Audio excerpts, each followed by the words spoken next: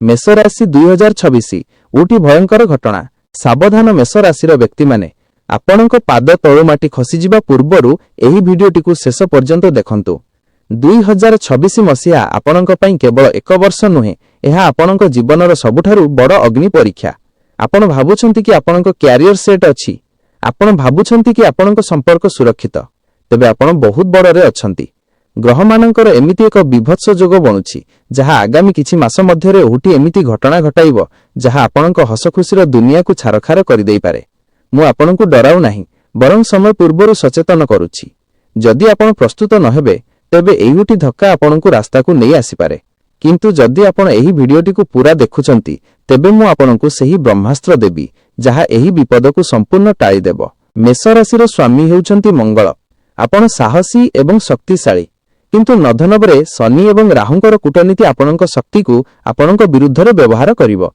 प्रथम बड़ घटना हेउछि विश्वासघातकता। आपणकर सबुठारु विश्वस्त व्यक्ति जहांक पई आपण जीवन देबाकू प्रस्तुत सेही व्यक्ति ही आपणक विनाशर कारण साजिबे। एहा कोनोसी बाहर शत्रु नुहे, बरं आपणक घर भितर किंबा अति निकटतर केही जणे। 2026 मार्च परे एमिति एक समय आसीबो जेतेबेले आपणकू जणा पड़िबो जे जाहाको आपण निजर भाबुथिले से आपणक पछरे गात खोलुथिला। एही घटना आपणकू मानसिक भावे एते दुर्बल करि देई पारे जे आपण काहाकू भी विश्वास करिबाकू डरिबे। मने रखंतु, मइना कांदेनी, कांदे केवल मनीष। काहाकू भी निजर गुप्त कथा कहंतु नाही। द्वितीय घटना हेउछि आर्थिक महाप्रलय। आपणक पॉकेट एवं आपणक प्रतिष्ठा उपरे एक बड़ आघात लागिबो। 2026 मध्य भागरे मेष राशिर व्यक्ति माने एक भयंकर आर्थिक संकटर सम्मुखीन होई पारंती। हठात एमिति एक परिस्थिति आसीबो जेउठी आपणकर जमा पुंजी शेष होई जिवो। कोनोसी बड़ निवेश बुडी जाई पारे किंबा कोनोसी पुराना कोर्ट केस पई आपणकू लक्ष लक्ष टंका हराइबाकू पड़ी पारे। जदि आपण शेयर मार्केट बा व्यवसाय रे अछंती तेबे अधिक सावधान रुहंतु। गोटिए भूल निष्पत्ति आपणकू रास्ता को नै आसी पारे। एही समय रे काहारिकू टंका धार दियंतु नाही, कारण सेही टंका आउ केबे फेरी पाइबे नाही। तृतीय एवं सबुठारु कष्टदायक घटना हेउछि स्वास्थ्य एवं परिवार रे कला बादल। शनिंकर 7.5 प्रभाव रे घरर वयस्क सदस्यंक स्वास्थ्य गुरुतर होई पारे। केवल सेतिकी नुहे, आपणक क्रोध एवं अहंकार जोगु आपणक जीवन साथींक सह एमिति झगड़ा होई पारे जहा विच्छेद पर्यंत जाई पारे। नधनबरे आपणक जीभ ही आपणक सबुठारु बड़ शत्रु। जदि आपण निज कथा उपर नियंत्रण रखिबे नाही तेबे वर्ष वर्षर संपर्क मिनिटकरे भांगी जिवो। मानसिक चाप जोगु आपणक निजर स्वास्थ्य मध्य खराब हेबार संभावना अछि। एबे आसंतु जानिबा एही सब विपदरु बंचिबार उपाय कोन।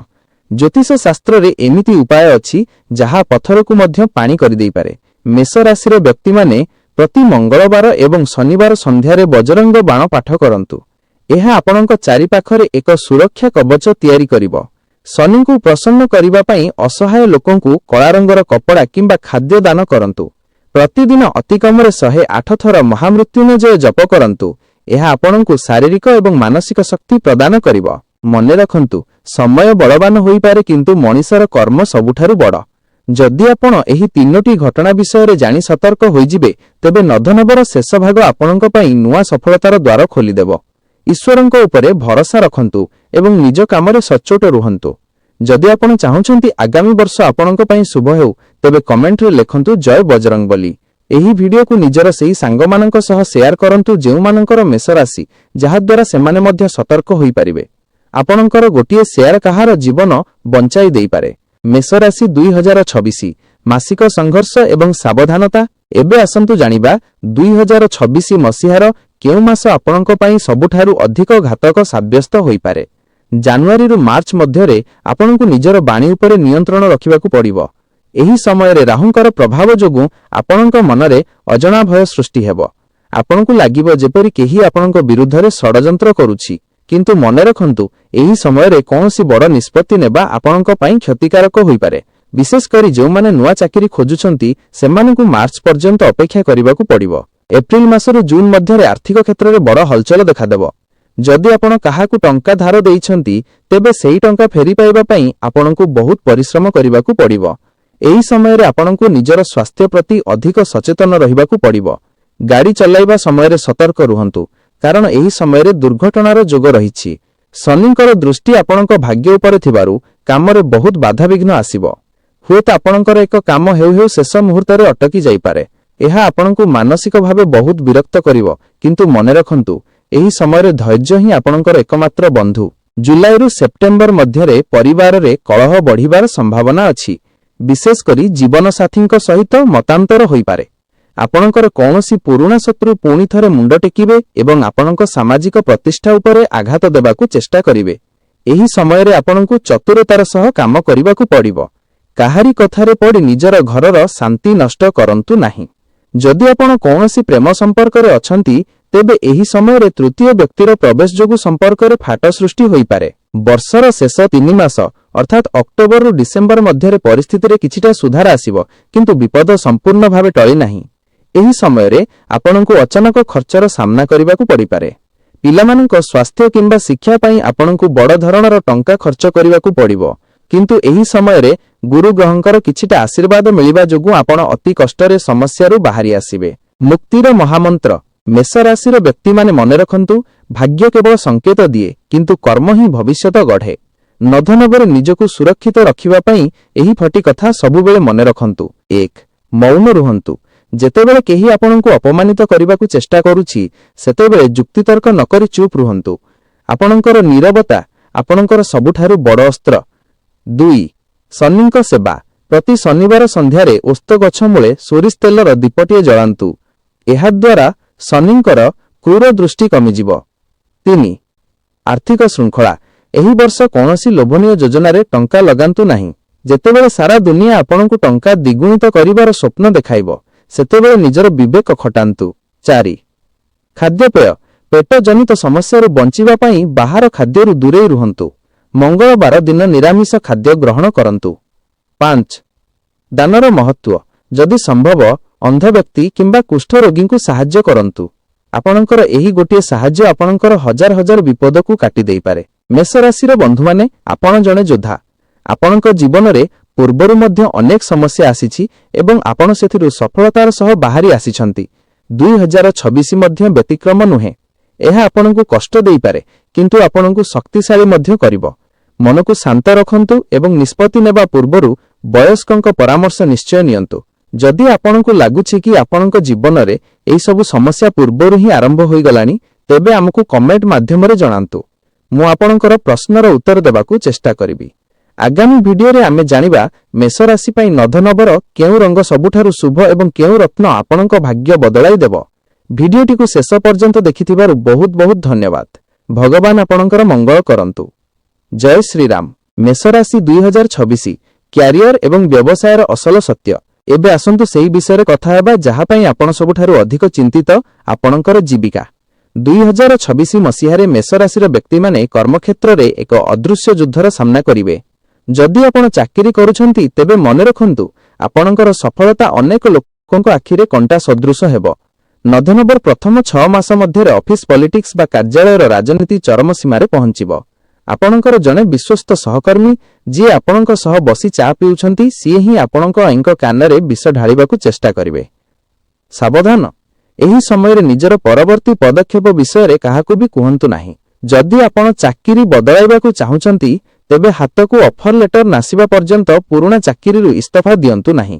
ବ୍ୟବସାୟୀମାନଙ୍କ ପାଇଁ 2026 ମସିହା ଏକ ଶିକ୍ଷାର ବର୍ଷ ହେବ। ବିଶେଷ କରି ଯେଉଁମାନେ ଲୁହା, ମେସିନାରୀ କିମ୍ବା ଷ୍ଟ୍ରକ୍ସନ କାମରେ ଅଛନ୍ତି, ସେମାନଙ୍କ ପାଇଁ ଶନିଙ୍କର ଚଳନ କିଛି ବଡ଼ ଆହ୍ୱାନ ଆଣିବ। କୌଣସି ସରକାରୀ ନିୟମ କିମ୍ବା ଟ୍ୟାକ୍ସ ସମ୍ବନ୍ଧୀୟ ସମସ୍ୟା ଯୋଗୁଁ ଆପଣଙ୍କ କାମ କିଛି ଦିନ ପାଇଁ ଅଟକି ଯାଇପାରେ। ଯଦି ଆପଣ କାହା ସହିତ କାମ କରୁଛନ୍ତି, ତେବେ ହିସାବ କିତାବରେ ସ୍ୱଚ୍ଛତା ରଖନ୍ତୁ। 2026 ଅଗଷ୍ଟ ମାସ ପରେ କୌଣସି ନୂଆ ବ୍ୟବସାୟ ଆରମ୍ଭ କରିବା ପାଇଁ ଭୁଲରେ ବି ବଡ଼ ଧରଣର ଋଣ ବା ଲୋନ୍ ନିଅନ୍ତୁ ନାହିଁ। ଏହି ଋଣ ଆପଣଙ୍କ ପାଇଁ ଏକ ମେରୁହାଡ଼ ଭଙ୍ଗା ବୋଝ ହୋଇପାରେ। ଗୁପ୍ତ ଶତ୍ରୁଙ୍କଠାରୁ ସାବଧାନ। ନଭେମ୍ବରରେ ମେଷ ରାଶିର ବ୍ୟକ୍ତିଙ୍କ ପାଇଁ ଗୁପ୍ତ ଶତ୍ରୁମାନେ ସକ୍ରିୟ ହେବେ। ଏହି ଶତ୍ରୁମାନେ ଆପଣଙ୍କ ସାମ୍ନାକୁ ଆସିବେ ନାହିଁ, ବରଂ ପଛରେ ରହି ଆପଣଙ୍କ ସମ୍ପର୍କ ଖରାପ କରିବାକୁ ଚେଷ୍ଟା କରିବେ। ଆପଣଙ୍କର ସାମାଜିକ ପ୍ରତିଷ୍ଠା ଉପରେ ଆଘାତ ଦେବା ପାଇଁ ସେମାନେ ମିଥ୍ୟା ଗୁଜବ ପ୍ରଚାର କରିପାରନ୍ତି। କିନ୍ତୁ ମନେ ରଖନ୍ତୁ, ମଙ୍ଗଳଙ୍କର ଶକ୍ତି ଆପଣଙ୍କ ପାଖରେ ଅଛି। ଯେପର୍ଯ୍ୟନ୍ତ ଆପଣ ନିଜର ରାଗ ଉପରେ ନିୟନ୍ତ୍ରଣ ରଖିବେ, ସେ ପର୍ଯ୍ୟନ୍ତ କେହି ଆପଣଙ୍କର କିଛି ବି କରିପାରିବେ ନାହିଁ। ଯେତେବେଳେ ଆପଣ ପ୍ରତିକ୍ରିୟା କରିବେ, ସେତେବେଳେ ହିଁ ସେମାନେ ଜିତିବେ। ତେଣୁ ଶତ୍ରୁଙ୍କରକୁ ବୁଝନ୍ତୁ ଏବଂ ନୀରବ ରହି ନିଜ କାମରେ ମନ ଦିଅନ୍ତୁ। ସଫଳତାର ଗୁପ୍ତ ମନ୍ତ୍ର। ନଧନବରେ ଯଦି ଆପଣ ନିଜକୁ ଆର୍ଥିକ ଏବଂ ମାନସିକ ସ୍ତରରେ ମଜବୁତ ରଖିବାକୁ ଚାହୁଁଛନ୍ତି ତେବେ କିଛି ବିଶେଷ ନିୟମ ମାନନ୍ତୁ। 1. ମଙ୍ଗଳବାର ବ୍ରତ। ଯଦି ସମ୍ଭବ ମଙ୍ଗଳବାର ଦିନ ଲୁଣ ଖାଇବା ବନ୍ଦ କରନ୍ତୁ ଏବଂ ହନୁମାନ ମନ୍ଦିରରେ ନାଲି ରଙ୍ଗର ମିଠା ଭୋଗ ଲଗାନ୍ତୁ।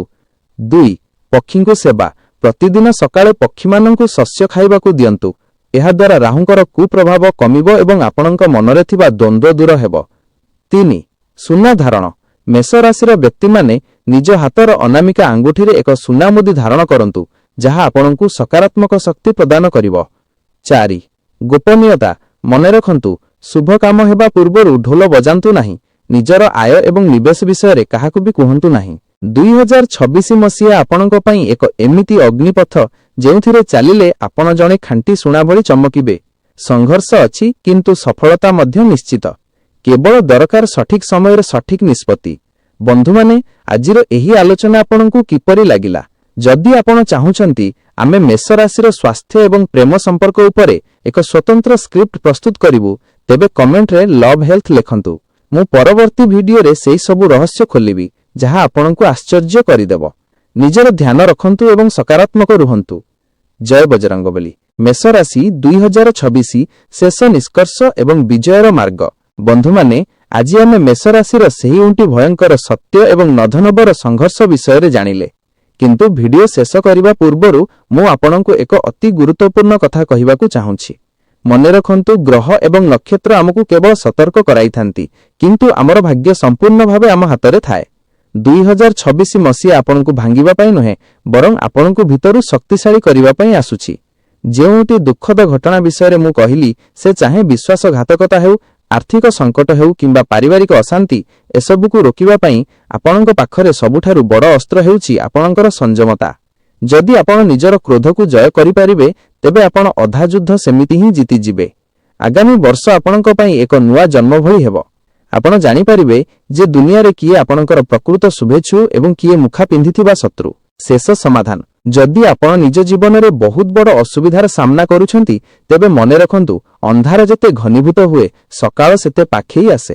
ପ୍ରତିଦିନ ସକାଳୁ ଉଠି ସୂର୍ଯ୍ୟ ଦେବତାଙ୍କୁ ଜଳ ଅର୍ପଣ କରନ୍ତୁ ଏବଂ ନିଜ ମନରେ ଏହି ବିଶ୍ୱାସ ରଖନ୍ତୁ ଯେ ମୁଁ ଜଣେ ବିଜେତା, ମୁଁ ସବୁ ପରିସ୍ଥିତିକୁ ଜିତିପାରିବି। ମେଷ ରାଶିର ବ୍ୟକ୍ତିମାନେ କେବେ ହାର ମାନନ୍ତି ନାହିଁ, ଆଉ ଆପଣ ମଧ୍ୟ ମାନିବେ ନାହିଁ। ବିଦାୟ ବାର୍ତ୍ତା। ମୁଁ ଆଶା କରୁଛି ଏହି ଭିଡିଓ ଆପଣଙ୍କୁ ଆଗାମୀ ବର୍ଷ ପାଇଁ ପ୍ରସ୍ତୁତ ରହିବାରେ ସାହାଯ୍ୟ କରିବ। ମନେ ରଖନ୍ତୁ, ସାବଧାନ ରହିବା ହିଁ ସୁରକ୍ଷିତ ରହିବାର ପ୍ରଥମ ପାହାଚ।